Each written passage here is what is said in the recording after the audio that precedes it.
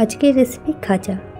খাজা আপনারা ঘরে কীভাবে বানাবেন, কিছু টিপস আছে, এগুলো একটু ফলো করলেই আপনারা খাজা বানিয়ে নিতে পারেন। এর জন্য আপনাদের ঘরে থাকতে হবে ময়দা, চিনি, তেল। আর আমরা সবাই জানি পুরীর খুব একটা প্রসিদ্ধ প্রসাদ খাজা। খাজা কিন্তু খেতে খুবই সুস্বাদু। আর আমরা খাজা খাওয়ার জন্য তো আর সবসময় পুরী যেতে পারবো না, সেটা তো কিন্তু সম্ভব নয়। আপনারা ঘরেই কীভাবে খাজা তৈরি করে নেবেন সেই রেসিপিটাই আপনাদের সাথে শেয়ার করছি। এর মধ্যে আমি একটা বোল নিয়েছি, এর মধ্যে 1.5 কাপ ময়দা নিয়েছি। দেখুন মেজারমেন্ট করেই আমি 1.5 কাপ ময়দা নিয়েছি। এই ময়দার মধ্যে আমি 60 গ্রাম সাদা তেল দিলাম। আপনারা যে কোনো তেল বা সাদা তেল বা ঘি দিতে পারেন। দিয়ে খুব ভালো করে হাতের সাহায্যে ময়াম দিন। ময়ামটা এমন হবে যে দেখুন আটা নিয়ে যখন আপনি একটা আটাটাকে মোটো করে একটা মন্ড ভাব এসে যাবে আটার।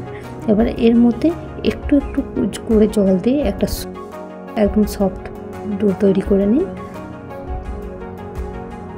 একবারে বেশি জল দিতে যাবেন না, যদি একবারে বেশি জল দিতে যান তো ডোটা একটু বেশি নরম হয়ে যাবে, তাতে আমাদের ডবল খাটনি। আবার এর মধ্যে ময়দা দিতে হবে, তাতে করলে ভালো হবে না।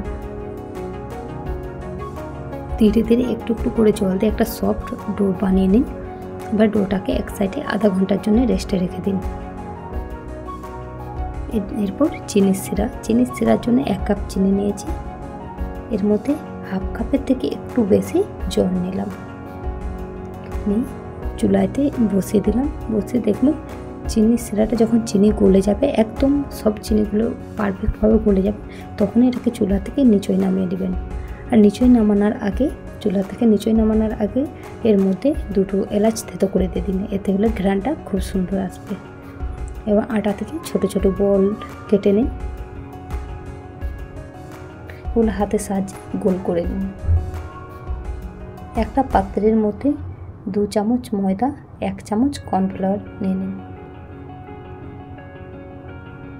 এর মধ্যে একটু সামান্য তেল দিয়ে একটা পাতলা দেখুন ব্যাটারের মতো বানিয়ে নিন।